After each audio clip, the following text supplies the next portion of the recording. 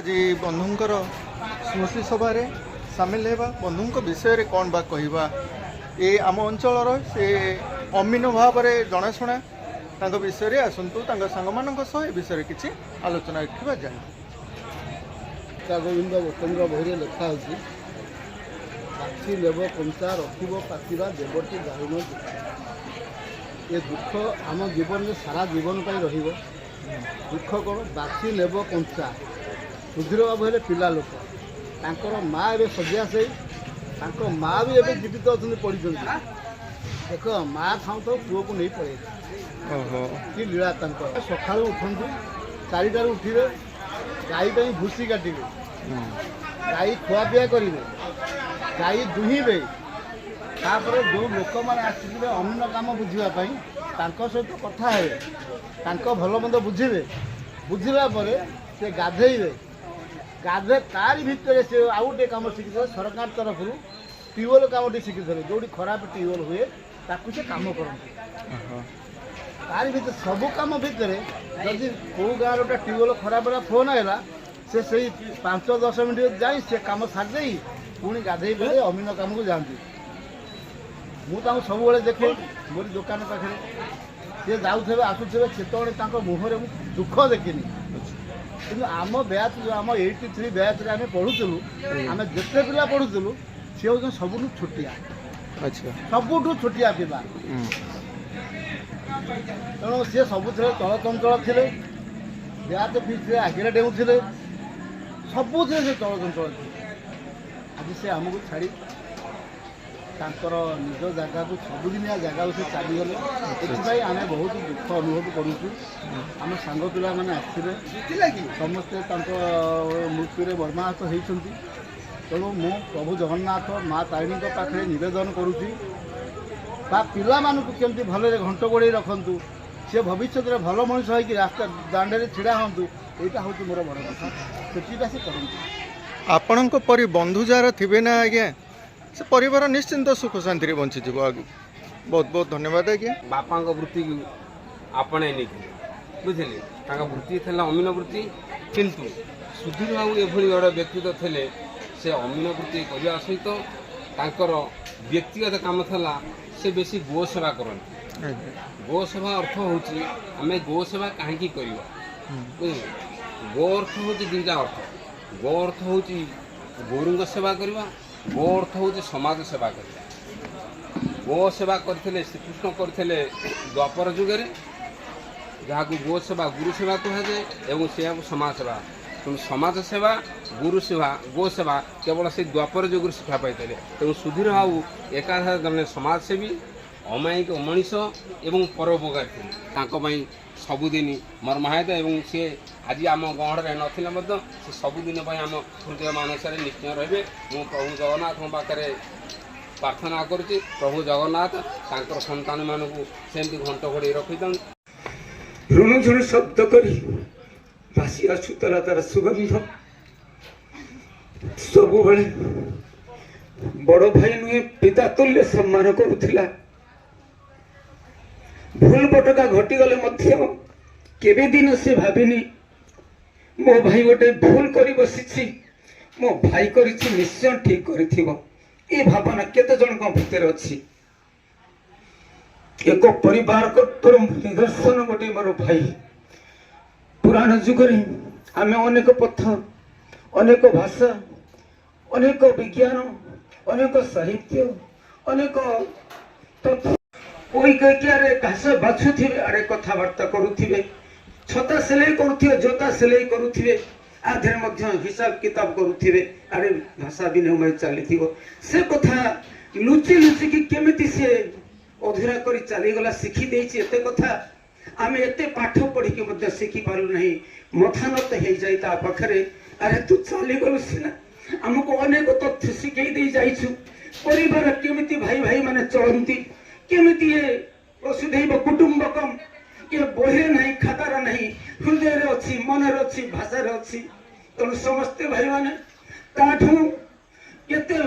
अधिक उच्च शिक्षित ना खाई जाती 10 पैसा गुड़ आमको दे दिखती बांटी कर मन पड़े से छोट छोट अवस्थार कथा आज से भेटंबर नहीं पचास आसी मासे दी मासे नानी मोर केमती अछि एते भी मुक्ता को पखर दिन 5 वर्षर शिशु मामा 2 दिन भत्ता को नहीं जी आसी बोला हे गला बोला ही जाएगी बसिला दे समस्त को टेलीफोन करी ता संग साथी माने समस्त टेलीफोन करचंती मो पड़ा बयस में समस्त केते भलो पंडित तक से दिन जानू छी भूली नांती राती ओ 10 दिन पर मते टेलीफोन करचंत ओही मते टेलीफोन राती 11टा बेले टेलीफोन करछ भाई के कोड हे कि ना ना सब ठीक हे गली काली परदिन मु पळेबी मते कहूछ गाय केमति अछंती मौ केमति अछि भाई तुम घर को पळा हम 2 दिन पर पळेबी अब छिन ये सब कथा ये संसार माया बंधन एते जटिल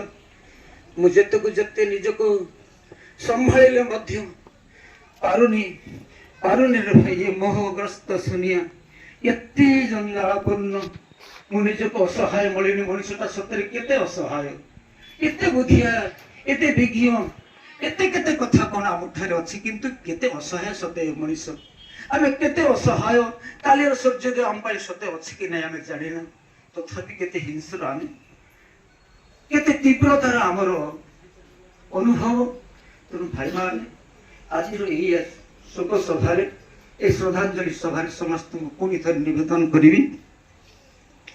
मो भली हराई थिबा बंधु सजन मान को टिके मने पकांतो ए भाईटा को टिके कर्म चंचल थिबा ए भाईटा को जो श्रद्धांजलि दवा पे आमे आसीछ उपगत हेछे तांको मने पकेइबा ता दुख रे आम ता परिवार गुटे शांति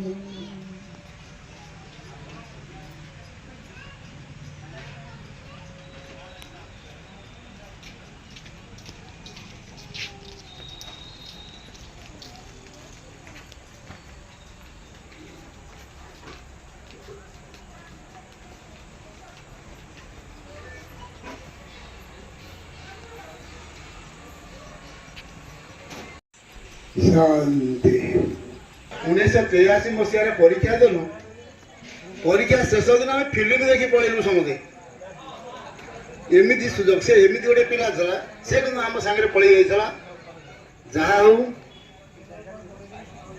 ब्याज फिस्ट टी कलु ब्याज फिस्ट से आम सहित आगतुरा रही कई गोटे छुट्टिया कम ये कम कर चल समझा डका डकाई समस्ते जाओ सब से आगे रुहे विश्वास मोर होमियोपैथी क्लिनिक अच्छी से क्लिनिक रे मु बसी सुधीर माप कर से मो आड़ को अनेक हसी दे पड़ेब बेले बेले रास्ता छिड़ा देवी मुझे कहबी ये सुधीर तो टंका पत्र सब कहीं गोड़ाऊ तू टे तो शरीर को देखे सब किसी करे तू सकाल 4टार उठबू गाई 2टी रखू गाईर सेवा कर सहित जी आसिले कथा बुझू नलकूह व्यवस्था रही जीव नलकूह कम करू से एमती पिला डाक दो पानी भितर से सब कम कर मापिया के छाड़ी मापिया जाए मापिया जीव यही थरक शेष ब्याज फिस्ट आम सहित जोग दे गोटा स्मृति आम रही मुझी बापारे आम समस्त बयस आम 60 वर्ष होगा आम सब रिटायर्ड हेले आम केमती घरे रही सुख शांति करवा नातुणी नातुणी मान सहित रहा पैसा पछे बढ़े किसी लाभ ना शांति चाहिए आम शांति कौन चाहिए से सब समस्त शांति दे आज से शांति शोई पड़ा तार दैनंदिन जीवन में से कर्म हिसाब से तार ड्यूटी करे ड्यूटी की जाए एवं ड्यूटी में जहाँ जहाँ कर्म करे सब कर्म करे भाई तो चली जाटा आम समस्त एक शिक्षा एवं जीवनटा ये life is very short very uncertain 2 दिन का जिंदगी जीवनटा निश्चित भाव अत्यंत क्षणस्थायी एवं अनिश्चित कहीं आम मैंने परिवर्तन होने कहीं आमको निजक एनालाइज करूने आत्मप्रचार व्यस्त आत्मसमीक्षा करूने सुधीर भाई निश्चित भाव जन कह उद्देश्य था अत्यंत सरल हितकांक्षी युग पुरुष अच्छा भितर ये अन्यतम 60 ବର୍ଷ 60-70 ଦଶକରେ ଯେଉଁ ଜନ୍ମ ହେଇଥିଲେ ବର୍ତ୍ତମାନ ଆମେ 2030 ମସିହାରେ ଚଳୁଛେ।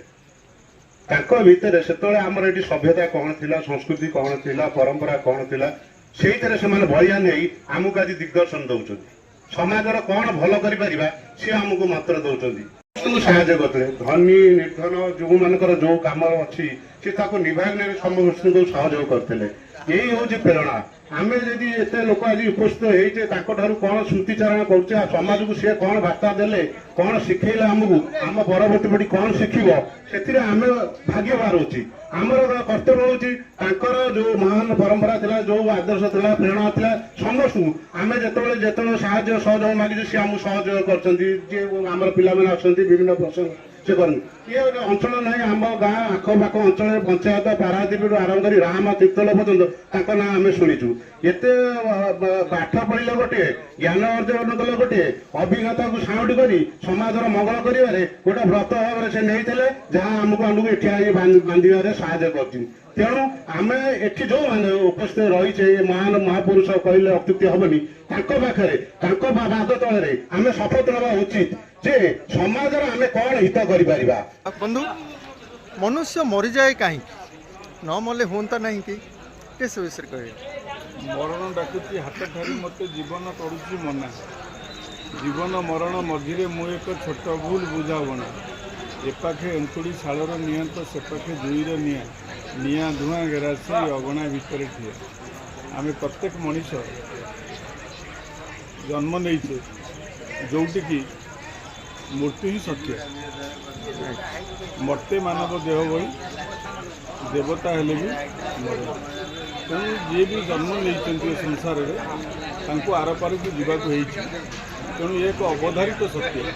ତେଣୁ ଆଜି ସୁଧୀର ବାବୁଙ୍କର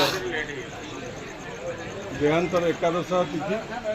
ଏ ଅବସରରେ ତାଙ୍କର ସ୍ମୃତି ଶ୍ରଦ୍ଧାଞ୍ଜଳି ସଭାରେ ତାଙ୍କ ସମ୍ପର୍କରେ ତାଙ୍କୁ ଭଲ ପାଉଥିବା ବନ୍ଧୁମାନେ ଉପସ୍ଥିତ ଥିଲେ ଏବଂ ବହୁ ଭାବରେ ତାଙ୍କ ସ୍ମୃତିକୁ ସ୍ମରଣ କରିଛନ୍ତି।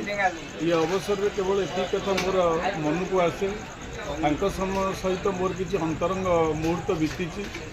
ତେଣୁ ତାଙ୍କ କର୍ମମୟ ଜୀବନରେ ଅମିନ ବୃତ୍ତିରେ ସେ ସମସ୍ତ ସମୟ ବିତେଇଛନ୍ତି। ପାରାଦୀପଠୁ ଆରମ୍ଭ କରି ଜଗତସିଂହପୁର କେନ୍ଦ୍ରାପଡ଼ା ଜିଲ୍ଲାର ବିଭିନ୍ନ ଅଞ୍ଚଳ ସହିତ ସେ ସୁପରିଚିତ। ଜଣେ ଅମାୟିକ ବ୍ୟକ୍ତିତ୍ୱ।